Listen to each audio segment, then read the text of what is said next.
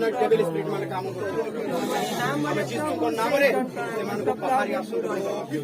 आमेन devil spirit मान को Jesus को नाम रे तमक मु धन्यवाद भाई भौणी मानकर टेस्ट लल कारण कबदिन मुझे को नदी हो कि को शैतान कविजर मुझे बहुत कष्ट यात्रणा बहुत भोगुली शैतान पाखे थी को नदी पाहाक जाइए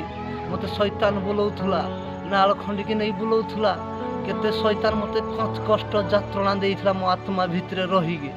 आज मैं प्रभु जीशु को मैं पाइबार आज सुस्थ हेली आज मैं प्रार्थना करि पारि मो बुद्धि भल सुस्थ हो आज परित्राण भाई मान को भौणी मान को अति धन्यवाद अच्छे मो पाई प्रार्थना कले मुझे सुस्थ हेली प्रभु को मुझे धन्यवाद अच्छे प्रभु अति मुझे सुस्थ हो पाइली आज